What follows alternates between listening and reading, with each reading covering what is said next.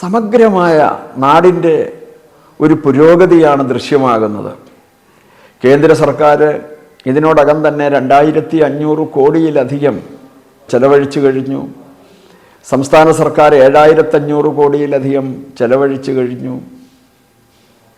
ഈ സമയത്ത് വിമർശനാത്മകമായ ചില ചോദ്യങ്ങൾ ഉയരുന്നുണ്ട്. ഇത്രയും പണം മുടക്കേണ്ടതുണ്ടോ എന്ന്. സകല മേഖലകളിലും നിരവധി ആളുകൾക്ക് പുരോഗമനത്തിൻ്റെതായ പാത വെട്ടിത്തുറന്നു കൊടുക്കുന്നതായ ഈ ഒരു കർമ്മ പദ്ധതിയിലൂടെ ഉത്തർപ്രദേശ് സർക്കാരിൻ്റെ ഖജനാവിലേക്ക് വിവിധങ്ങളായ മാർഗങ്ങളിലൂടെ ഒഴുകിയെത്തുന്നത് തന്നെ ഏതാണ്ട് 1,72,000 കോടി രൂപയുടെ വരുമാനമാണ്, റവന്യൂ വരുമാനമാണ്.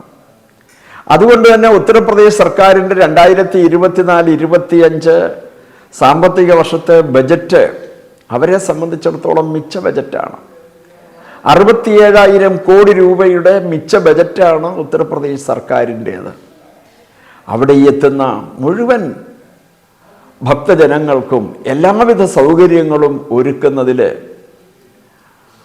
ലോകാരാധ്യനായിട്ടുള്ള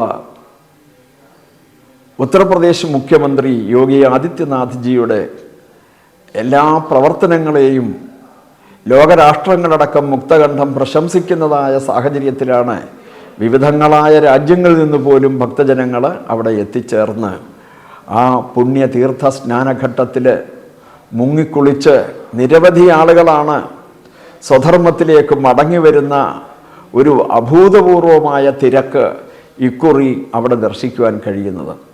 144 വർഷത്തിലൊരിക്കൽ നടക്കുന്ന ഈ മഹാകുംഭമേളയിൽ ഇക്കാലം അത്രയും ഞങ്ങൾ അനുഭവിച്ച മനോദുരന്തത്തിന് പരിഹാരമായിട്ട് സ്വധർമ്മത്തിലേക്ക് മടങ്ങി വരുന്ന വനിതകളടക്കമുള്ള വിദേശ വ്യക്തിത്വങ്ങളെ പോലും നമുക്ക് കാണാൻ കഴിയുന്നു. ഉന്നതരായിട്ടുള്ള വ്യക്തിത്വങ്ങളെ നമുക്ക് കാണാൻ കഴിയുന്നു.